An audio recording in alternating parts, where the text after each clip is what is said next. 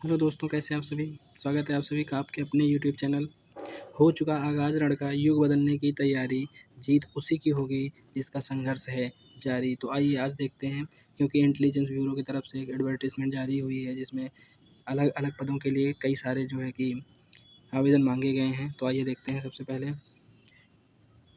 Intelligence bureau, ministry of home affairs, government of India, security assistant, executive and multitasking staff के लिए यहाँ पर vacancy जारी की गई हैं। तो आइए देखते हैं किस पोस्ट के लिए कहाँ पर क्या कितनी वैकेंसी मांगी गई हैं।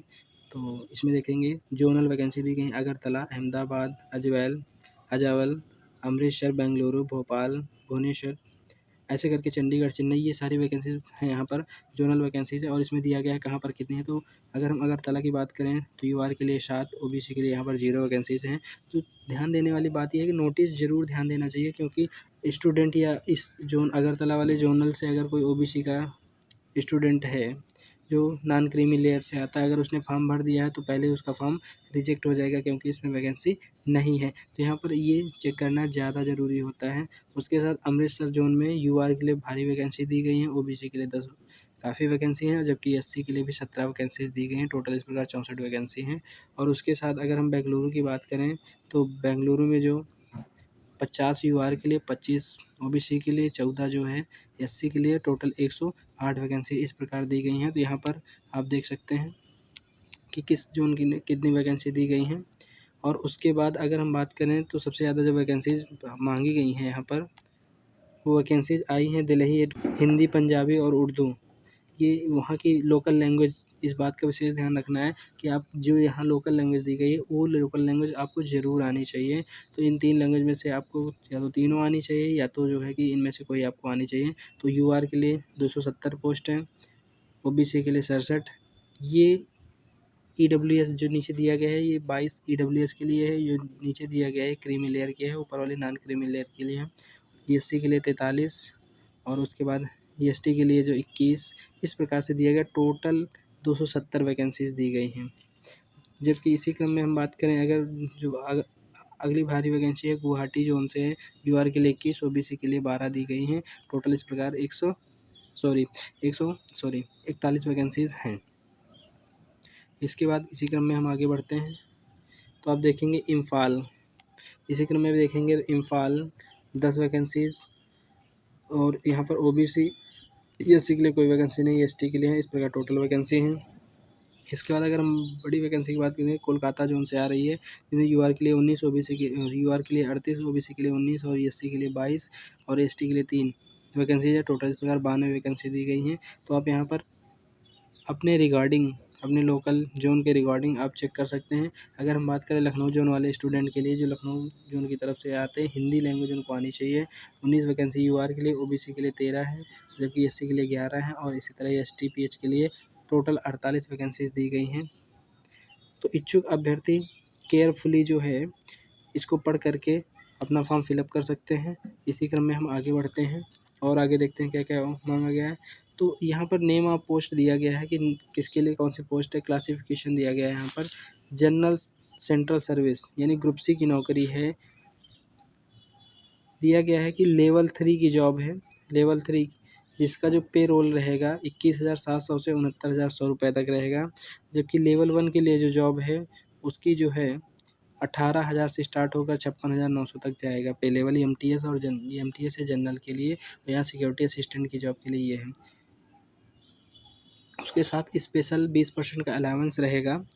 और कैश कंपनसेशन ड्यूटी जो होती है परफॉर्म अगर करते हो, हॉलीडे सब्जेक्ट सीलिंग के लिए 30 डेज आपको मिलेंगे, यानी कि आप पूरे साल में आपको 30 दिन की छुट्टी भी मिलेगी। उसके साथ साथ दिया गया है इसेंशियल क्वालिफ़िकेशन इसके लिए क्या मांगी गई हैं, जो कि महत्वपूर्ण होता है। मैट्रिकुलेशन पास होना चाहिए, आर इक्विवेलेंट इंडिया के किसी भी बोर्ड से वो हाई स्कूल पास होना चाहिए। उसके बाद position of domicile certificate that state against which candidate has applied, यानी जहाँ से आप ये फॉर्म अप्लाई कर रहे हो उस स्टेट का आपके पास डोमिसाइल अवश्य होना चाहिए।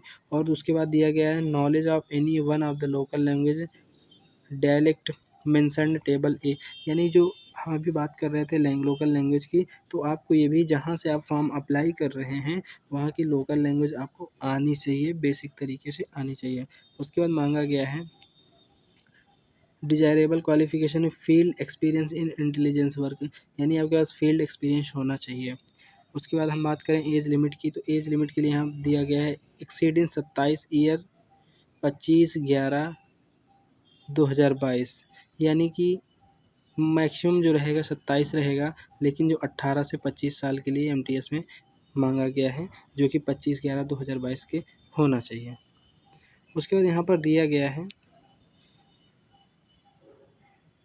अपर age limit relaxable 5 years SC/ST, 3 years OBC candidate, अपर age limit relaxable departmental candidate 40 year, यानी अगर कोई EX सर्विस में डिपार्टमेंटल है तो उसके लिए 40 है, और अंडर 3 ईयर्स और रेगुलर कंटिन्यूस सर्विस जो लगातार कंटिन्यू सर्विस कर रहे हैं उनके लिए 3 साल का एज रिलैक्सेशन दिया गया है, जबकि जनरल वालों के लिए कोई ऐसी बात यहाँ पर नहीं बताई गई है।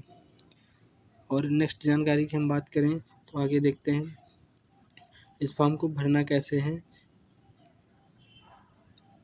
तो यहाँ पर सबसे पहले हम देखते हैं कि इसका जो पेपर कैसा आने वाला है, पेपर क्या रहेगा, पेपर में क्या क्या पूछा जाने वाला है, तो इसकी रिकॉर्डिंग यहाँ पर दिया गया है। जो Tier 1 का एग्ज़ाम रहेगा कॉमन फॉर SA और EXE MTS जनरल के लिए ऑनलाइन एग्ज़ाम ऑब्जेक्टिव MCQ होगा, यानी कि ऑनलाइन बेस्ड होगा, CBT होगा, जिसमें कि पूछा जाने वाला है आपका 5 पार्ट, यहाँ पर दिया गया 5 पार्ट रहेंगे और प्रत्येक पार्ट 20 क्वेश्चन रहेंगे और प्रत्येक जो क्वेश्चन 1 नंबर का रहेगा। यहाँ पर सीधे आपको दिया गया है MCQ बेस्ड एग्ज़ाम होगा, MCQ बेस्ड एग्ज़ाम होगा और 5 पार्ट में दिया गया एक पेपर, मतलब पेपर के 5 पार्ट रहेंगे जो कि नीचे दर्शाया गया है। प्रत्येक पार्ट में 20 क्वेश्चन रहेंगे और प्रत्येक क्वेश्चन 1 मार्क का रहेगा। उसके बाद यहाँ पर सबसे पहले जनरल अवेयरनेस आएगा, क्वांटिटेटिव एप्टीट्यूड यानी मैथमेटिक्स रहेगी, न्यूमेरिकल एनालिसिस एबिलिटी रीजनिंग रहेगी 20 नंबर की, लैंग्वेज एंड जो भी कंप्रीहेंशन वगैरह होता है वो रहेगा आपका, इंग्लिश लैंग्वेज रहेगी 20 नंबर की, और जनरल स्टडीज़ भी 20 नंबर का रहेगा। और उसके बाद जो सबसे बड़ी बात दी गई होती है कि माइनस मार्किंग है या नहीं है, तो यहाँ पर 1/4 की माइनस मार्किंग रहेगी, यानी 0.25 की माइनस मार्किंग दी गई है। टोटल 100 क्वेश्चन रहेंगे, 1 घंटे का आपको टाइम दिया जाता है। तो यहाँ पर अगर आप देखें तो टाइम जो रहेगा वो आपका बहुत कम रहेगा, आपको बहुत स्पीड में और बहुत केयरफुली करना पड़ेगा, नहीं तो बहुत गलत हो जाएंगे। तो आपको पता चल गया होगा क्या क्या आने वाला है इसमें। जो बच्चे इसकी तैयारी कर रहे हैं तो ये इस केयरफुली, तो इसमें अगर सेकंड ईयर के जैसे पहला पास हो जाता है तो सेकंड ईयर में अगर हम बात करें तो सेकंड ईयर में हम बात करेंगे तो ऑफलाइन एग्ज़ाम डिस्क्रिप्टिव टाइप होगा, यानी ऑफलाइन एग्ज़ाम होगा जो कि लिखना पड़ेगा आपको, डिस्क्रिप्टिव होगा। Translation of passage 500 words from the local language dialect English and vice versa, यानी कि 500 वर्ड का आपको एक इस पैसेज टाइप का लिखना होगा, इसे मान लीजिए जैसे लिखते हैं वैसा लिखना होगा। टोटल 40 मार्क्स का होगा और 1 घंटे का टाइम इसमें भी दिया जाएगा आपको। उसके बाद अगर हम बात करें पार्ट सेकंड में ही फॉर एसे और या एग्जीक्यूटिव के लिए, तो स्पोकन एबिलिटी आपकी चेक करी जाएगी। ये आपका 3rd ईयर का एग्ज़ाम होगा जो 10 नंबर के लिए होगा, like as a interview personality test जैसे होता है वैसे ही होगा। उसके बाद टियर 3 की बात करें तो इंटरव्यू और पर्सनालिटी टेस्ट होगा जो कि आपका जो 50 नंबर का होगा, इसके लिए कोई टाइम रिगार्डिंग नहीं दिया गया है।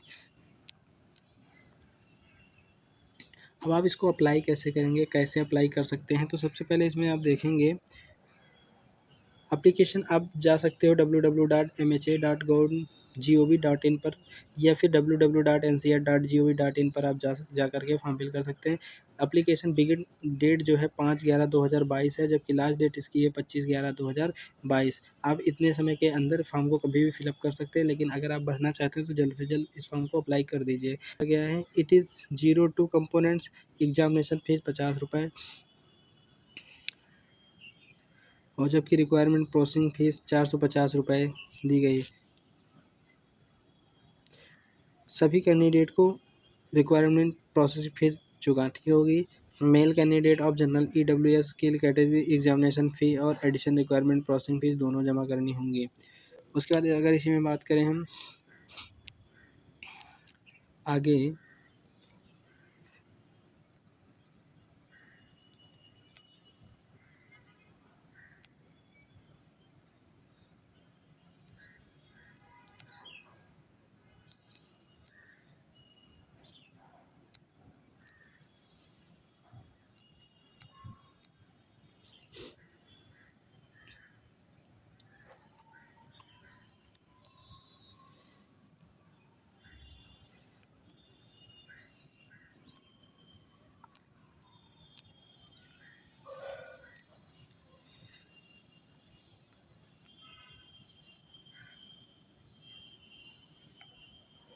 तो जो भी बच्चे इस फॉर्म को भरना चाहते हैं वो जल्द से जल्द अपना फॉर्म फिलअप करवा लें।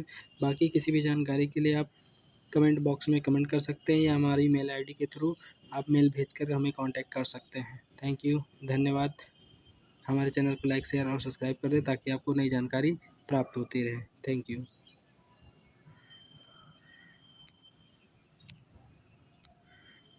तो जो भी बच्चे इस फॉर्म को भरना चाहते हैं वो जल्द से जल्द अपना फॉर्म फिलअप करवा लें। बाकी किसी भी जानकारी के लिए आप कमेंट बॉक्स में कमेंट कर सकते हैं या हमारी मेल आईडी के थ्रू आप मेल भेजकर हमें कांटेक्ट कर सकते हैं। थैंक यू, धन्यवाद।